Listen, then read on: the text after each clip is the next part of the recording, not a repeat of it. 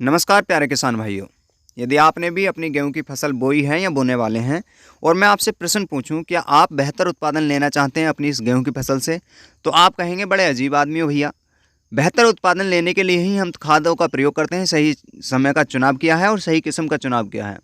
तो दोस्तों आपको मैं बताता चलूँ कि आप एक मिस कैलकुलेशन कर जाते हैं एक फर्टिलाइज़र के बारे में, जिसका आपको आकलन भी नहीं होता है और आप लगा लेते हैं। हमारे बहुत से किसान जिन्हें पता होता है वो बेहतर उत्पादन लेते हैं। जिन हमारे किसान भाइयों को इसकी जानकारी नहीं है, आज के इस वीडियो में हम उन्हें वो जानकारी देने वाले हैं। बात करेंगे पोटास की। दोस्तों पोटास एक ऐसा तत्व है जो 16 माइक्रोन्यूट्रिएंट्स में से एक है, जो बहुत ही महत्वपूर्ण भूमिका निभाता है हमारी फसल के लिए। फसल कोई भी हो, चाहे गेहूँ की हो, चाहे धान की हो या कोई भी क्यों ना हो।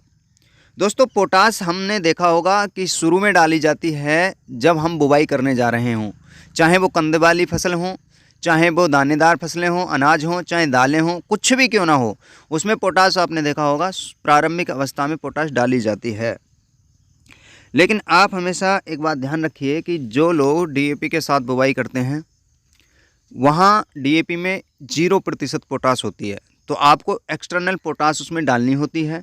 और जो किसान भाई एनपीके के साथ या एसएसपी के साथ बुवाई कर रहे होते हैं तो आप ध्यान रखिए एसएसपी में भी 0% पोटास होती है और एनपीके में 16% पोटास होती है।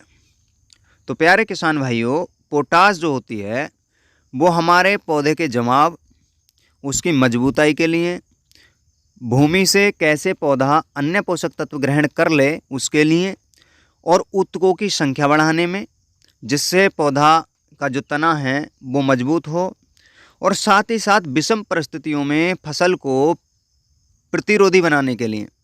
मान लीजिए आपने पानी ज़्यादा दे दिया तो उस स्थिति में पौधे को लड़ने के लिए जो क्षमता देगा वो पोटास तत्व देता है।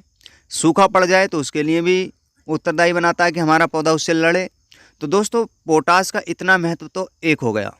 दूसरा जो चक्र होता है वो होता है जब हमारे पौधे के अंदर बाली निकलने वाली होती है या फलीय वर्गीय जो फसलें होती हैं उसमें फूल आता है, उस समय इसकी बहुत ज़्यादा आवश्यकता होती है, क्योंकि फ्लावरिंग के लिए सबसे परम आवश्यक तत्व जो है वो है पोटास।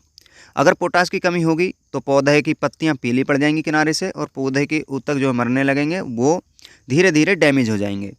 और यदि पोटास की भरपूर मात्रा हमारे खेती में है, हमारे पौधों को मिल रही है, तो आप समझ लीजिए फ्लावरिंग बहुत अच्छे से होगी, और फ्लावरिंग अच्छे से होगी तो उसमें वर्तिकाग्न जो होते हैं वो अच्छे से निषेचन क्रिया करेंगे और फिर फल भी अच्छी मात्रा में बनेंगे। अगर बात करूं गेहूं की फसल में तो दोस्तों गेहूं की फसल में अगर पोटास की कमी कोथ वाले समय पे नहीं हुई तो ये समझ लीजिए जो बाली के अंदर जो क्लॉक्स बनते हैं, जो अपने दाने के सेल्स बनते हैं, उनमें दाना अच्छे से बनेगा, मोटा बनेगा, गठीला बनेगा, वजनदार बनेगा। यदि पोटास की कमी हो जाएगी तो आपने देखा होगा कि बाली के निचले हिस्से पे 3-4 पैकेज जो होते हैं वो खाली रह जाते हैं, जिससे उसमें दाने नहीं बन पाते और उत्पादन कम होता है। यदि पोटास की कमी नहीं हुई तो आपकी बाली पूरी भरी हुई आएगी और दाना वजनदार होगा, शाइनिंग के साथ होगा। तो दोस्तों आप हमेशा याद रखिए कि पोटास को जब आपकी फसल कोथ में हो गेहूं की, उस टाइम आपको एक्सटर्नल पोटास चाहे लिक्विड फॉर्म में हो चाहे फिर दानेदार फॉर्म में हो, आप किसी भी रूप से जब पानी दे रहे हो पानी में बहा करके डाल सकते हैं, स्प्रे में डाल सकते हैं या फिर दूसरे यूरिया पे डाल सकते हैं। किसी भी प्रकार से आपको पोटास खेत के अंदर इंजेक्ट करनी है, लगानी है, अगर आपको बेहतर उत्पादन लेना है तो। अगर आपने ये काम कर लिया तो आप मान के चलिए आपका उत्पादन बहुत ही बम्पर हो जाएगा। तो पोटास की जो कमी है वो आप अपनी फसल में ना होने दें, जिससे फसल उत्पादन पर प्रभाव ना पड़े। अगर बेहतर उत्पादन लेना चाहते हैं तो अब आप अपनी फसल में पोटास की मात्रा को ज़रूर बनाए रखें। तो दोस्तों आज के वीडियो में मैंने बताया कि गेहूं की फसल में यदि आप पोटास की मात्रा को कोथ के टाइम पे लगा लेते हैं तो बेहतर उत्पादन आपको मिलने ही वाला है। आज के वीडियो में केवल इतना ही, मिलेंगे फिर दूसरे वीडियो में किसी दूसरे विषय के साथ। तब तक के लिए नमस्कार।